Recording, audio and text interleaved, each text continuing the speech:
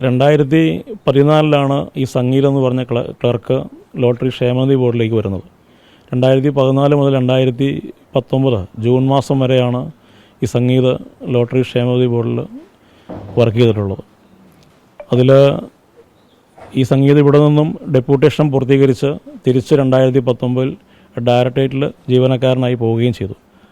അവിടെ ചെന്നതിന് ശേഷം ഡയറക്ടറുടെ ഒപ്പും സീലുമെല്ലാം വ്യാജമായി ഉണ്ടാക്കി അവിടെ കൃത്രിമ ക്രമക്കേടുകൾ നടത്തിയതിൻ്റെ പേരിൽ നിലവിൽ ഈ സംഗീതിനെ സസ്പെൻഡ് ചെയ്തിരിക്കുകയാണ്. ആ സമയത്ത് ഇദ്ദേഹത്തിൻ്റെ പേരിൽ ആരോ വിജിലൻസിൽ ഒരു പരാതി കൊടുത്തിരുന്നു.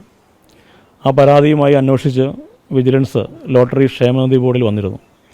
വന്നു കഴിഞ്ഞപ്പോൾ വിജിലൻസ് പറഞ്ഞത് ഒരു 15 ലക്ഷം രൂപ ഇദ്ദേഹത്തിൻ്റെ അക്കൗണ്ടിലേക്ക്, സംഗീത് എന്ന് പറയുന്ന ജീവനക്കാരൻ്റെ വ്യക്തിപരമായ അക്കൗണ്ടിലേക്ക് ക്ഷേമനിധി ബോർഡിലെ അക്കൗണ്ടിൽ നിന്നും 15 ലക്ഷം രൂപ പോയിട്ടുണ്ട്. അതിൻ്റെ രേഖകൾ തപ്പി വന്ന് നോക്കുമ്പോൾ ഒരു കാരണവശാലും അതിൻ്റെ പ്രൊസീഡിങ്സോ മറ്റ് ബില്ലുകളോ ഒന്നും കാണുന്നില്ല. അങ്ങനെ ഒരു ജീവനക്കാരൻ്റെ പേരിലേക്ക് 15 ലക്ഷം രൂപ ബോർഡിൽ നിന്ന് പോകേണ്ട സാഹചര്യവുമില്ല. അപ്പോൾ തീർച്ചയായും ക്രമക്കേട് ലോട്ടറി ക്ഷേമനിധി ബോർഡിൽ ഇദ്ദേഹം നടത്തിയിട്ടുണ്ട് എന്ന് നമുക്ക് ബോധ്യമായി. തുടർന്ന് കൂടുതൽ അന്വേഷണം വേണ്ടി വരുമെന്ന് മനസ്സിലാക്കി അങ്ങനെ അന്വേഷിച്ചു.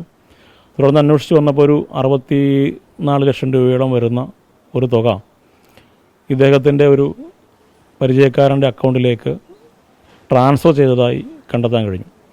അപ്പോൾ അത് എന്തിന് കൊടുത്തതാണ് എന്ന് നമുക്കിതുവരെയും മനസ്സിലായിട്ടില്ല. അതിൻ്റെ അന്വേഷണം നടന്നുകൊണ്ടിരിക്കുകയാണ്.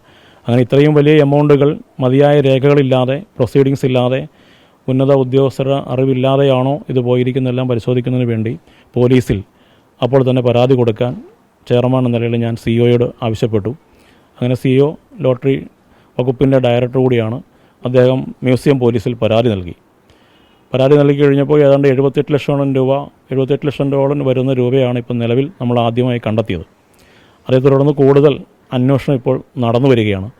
ഒരു ക്ലർക്കിന് തന്നെ എങ്ങനെ ഇത് മാറാൻ കഴിയും എന്നുള്ളതൊക്കെ അന്വേഷണ ഉദ്യോഗസ്ഥരെല്ലാം കണ്ടെത്തേണ്ടതാണ്.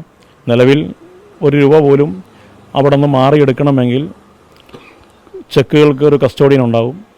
ആ ചെക്കുകൾ എഴുതി അതിന് ബില്ലും വൗച്ചറും അതുപോലെ പ്രൊസീഡിങ്സും എഴുതി വേണം മേലുദ്യോഗസ്ഥൻ്റെ അടുത്തേക്ക് വരാൻ.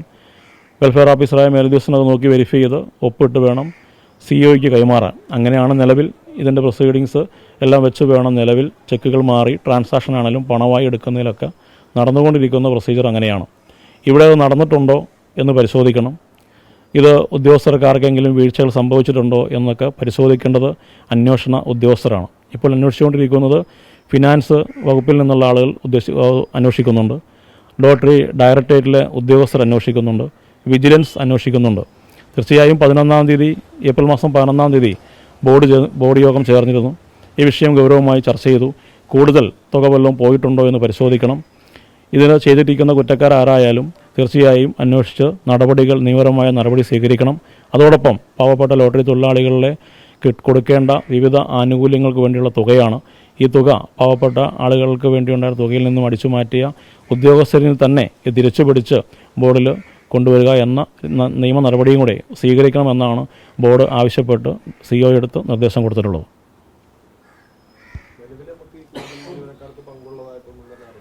അത് അന്വേഷണ ഉദ്യോഗസ്ഥരാണ് കണ്ടെത്തേണ്ടത്. ഞാൻ പറഞ്ഞല്ലോ, കാരണം ഇതിൻ്റെ പ്രൊസീജിയർ ഇങ്ങനെയാണ്. ഇത്തരത്തിലുള്ള ആളുകളെല്ലാം ഒപ്പിട്ട് വേണം, മതിയായ രേഖകൾ കണ്ടുവേണം മുൻപോട്ട് പോകാൻ. അത്തരത്തിൽ നടന്നിട്ടുണ്ടോ എന്ന് പരിശോധിക്കേണ്ടത് പരിശോധന വിഭാഗം ഉദ്യോഗസ്ഥരാണ്.